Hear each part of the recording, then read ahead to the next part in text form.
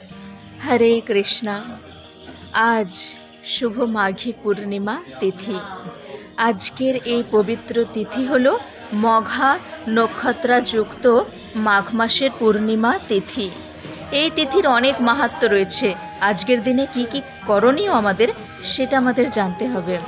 আজকের এই পবিত্র তিথিতে চন্দ্রদেব, দেবগুরু বৃহস্পতি এবং শনি এই তিনজনে অশ্লেষা নক্ষত্রে নিজস্ব রাশিতে অবস্থান করে থাকেন।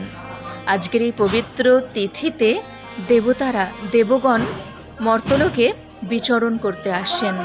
আজকের এই পবিত্র তিথিতে গৌতম বুদ্ধ তিনি ওনার শিষ্যদেরকে পরিনির্বাণের কথা ঘোষণা করেছিলেন। আজকের এই পবিত্র তিথিতে গঙ্গায় স্নান করলে পুণ্য অর্জন করা যায়।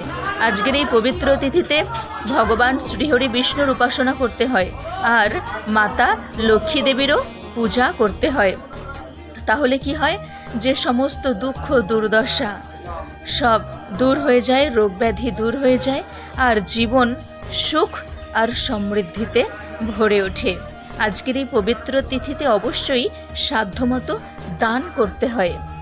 আর আজকের এই পবিত্র তিথি হলো বৈষ্ণব জগতের আচার্য শ্রীল নরোত্তম দাস ঠাকুরের শুভ আবির্ভাব তিথি। তাই আজকে বেশি করে হরিনাম ভজন কীর্তনের মধ্যে থাকতে হয়। সবাই বেশি করে হরিনাম করুন, ভগবানের শ্রীচরণ কমলে তুলসী পত্র চন্দন নিবেদন করুন। আজকে ভগবানের কৃপা অবশ্যই লাভ হবে। আজকের এই পবিত্র তিথি ভজন সংকীর্তনের জন্য।